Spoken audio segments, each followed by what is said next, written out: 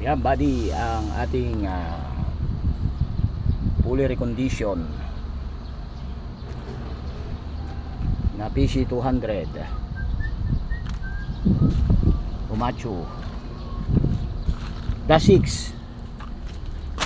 Fully recondition ang hydraulic system nito, swing motor, main control valve, main pump. Itong valve body na ito ibababa rin natin to. Yan, tapos electrical. Yan, electrical.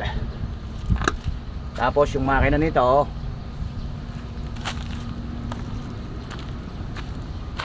yung overhaul din natin yan mga buddy. Sabi ko kay bossing sa huli na yan. Yan, tapos breaker, reseal din ng breaker. Yan, si chip abok. Yan yung aking kabady oh. Talagang masipag yan. Pang event ko yan, pang event. Yan, ito pa chip. Ano inupa ito? Yan, gandito. Yan, medyo punas-punas muna at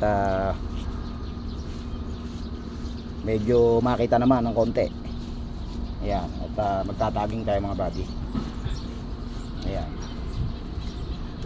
bali yan yung dalawang hose na yan, yun yung pupunta sa ano, sa pump. Ayan mga buddy, yung dalawa na yan.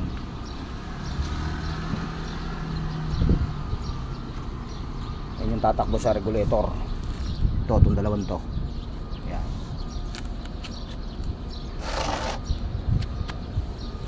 So ito yung bakit natin. Yan, yung nasa loob niya ng takip na ito, yung spool niyan, bakit to. Ito yung bakit. Yan mga buddy. Tapos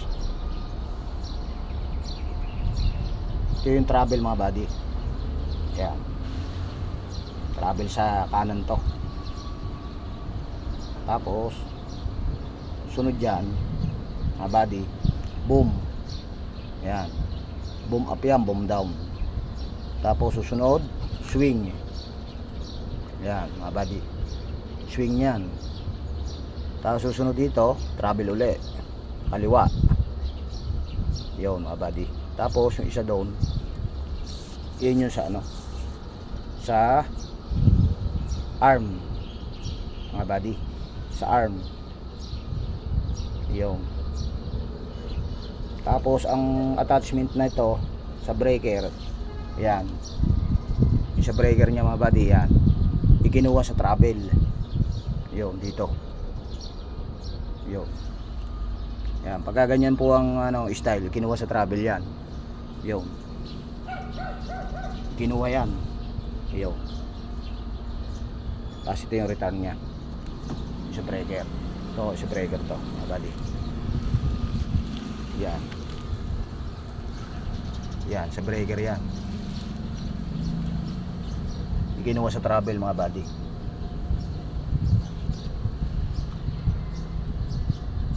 Yun. Yun. Yun.